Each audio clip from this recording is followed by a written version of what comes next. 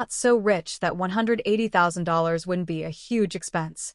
If there could be some leeway in this, or some other way to accomplish the stated 3 reasons for the bride price without paying the full amount, maybe it would make it more feasible. She tries to say that the bride price is meant to be covered not by the man, but the man's family, and as a result, I should ask my parents to help cover at least some of it. I said I don't know if my parents have that money, and even if they did, I know they don't support this. I've talked to them before about it, and they were just as shocked as I was when I told them the amount, and I don't want to force my parents to spend their money on something they don't support. Plus, in my opinion, it's not her business to be telling my parents how to spend their money. So, I bring up the idea of putting something in a prenup, which I am against because I don't like the idea of hedging against your own marriage before it even begins. But she's been insistent on having one, and I don't disagree with it fundamentally, so I compromised here by agreeing to have one. I propose that if our marriage ends, I give her $180,000 no questions asked. She said this wouldn't work, because what if I gamble all the money away or become a drug addict? I wouldn't have any money to give her in that case. While I agree, at least in substance, to her point, in principle I felt quite disrespected, like she had no faith in me whatsoever to be a responsible person.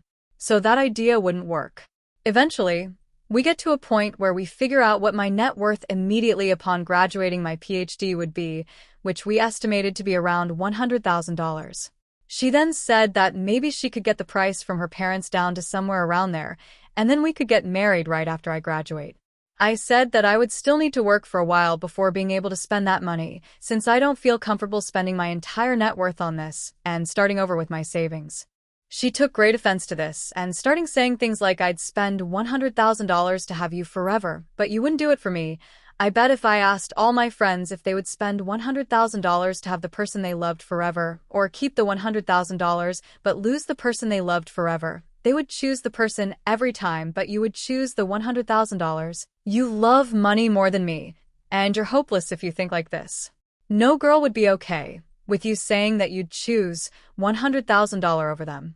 I stayed calm and pointed out that it depends on the context. If it was a medical emergency, or she was being held for ransom at gunpoint, that's different. I'd spend the $100,000 to save her life, because I love her.